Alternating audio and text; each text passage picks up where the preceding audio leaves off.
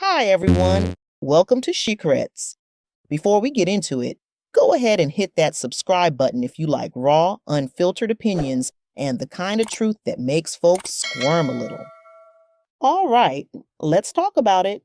The coffee date drama, because every 3 to 5 months, like clockwork, this conversation comes back around. Women saying they'll never go on a coffee date, men arguing it's fine, and a whole bunch of people in the comments making it personal when it never had to be. A man asked me for coffee today after work, and I politely told him no, and then brought myself to McAllister's, where I got this croissant, this grilled chicken sandwich, and an entire bowl of broccoli cheddar soup and a Dr. Pepper for under $25. Now, I'm not going to argue with you about how you like to date, just like I don't want you to argue with me about how I like to date. But coffee is never going to be an option for me. And just like I respect your choice to coffee, respect mine to not coffee. Social media really got a lot of y'all portraying yourselves online in a way that you would never portray yourself in real life, because you know that's not who you really are. Some women gotta be very, very grateful that someone even asked them on a date. I'm gonna be completely honest with you. I don't believe that anybody asked her on a coffee date at all. I'm trying to figure out, why am I seeing so many videos of women against coffee dates? I can almost put money on it that she in particular does not get asked out on dates often. I think a lot of women get online and make videos like that because they want to brag. Oh my God, a guy actually asked me out. Let me go online and tell everybody. Like, girl, if you get asked out a lot, or if guys approach you a lot and you're used to saying no, that's not a conversation to have online. But when you're not always being approached, get online and brag like, oh my God, someone asked me on a coffee date. Girl, be happy somebody asked you out, because the comments already ripping you a new asshole. Be for real. Now, let me be real with you.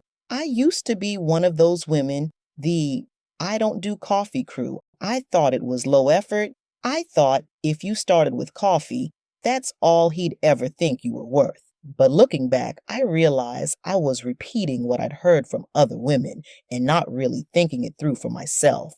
Because here's the reality. Dating has changed. It's not 2005 anymore, where you meet somebody organically at school, church, or through friends.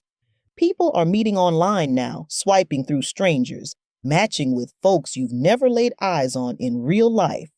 And in this economy, times are expensive.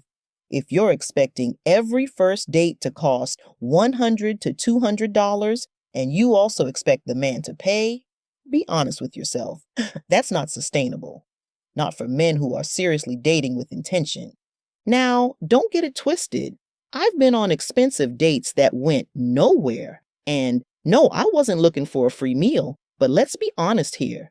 Some women are going on dates for that exact reason.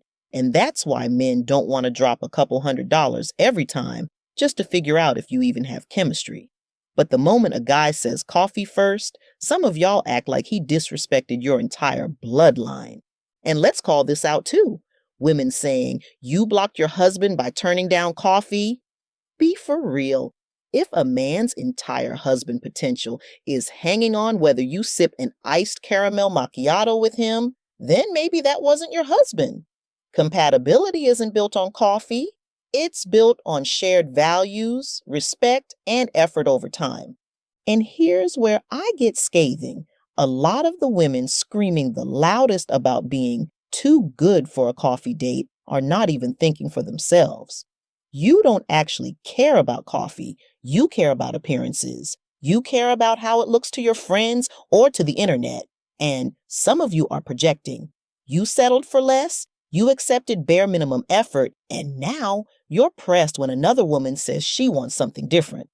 Ladies, I've been on coffee dates that turned into hours of conversation, that flowed right into dinner, and that actually went somewhere. Coffee doesn't have to be the destination. It can just be the icebreaker, and honestly, it makes more sense.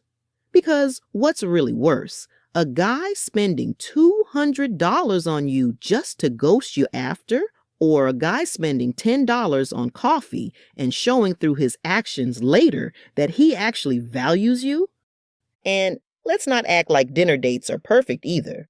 Y'all talking about coffee is low effort, but a dinner date is awkward too. You're trying to chew, look cute, Keep the conversation going, all while eating food you don't even want to spill on your outfit. If we were being fair, we'd be saying dinner isn't the best first date either. But you'll never hear women say that because dinner looks expensive, and expensive looks like effort. Here's the truth. Effort is not the same as expense.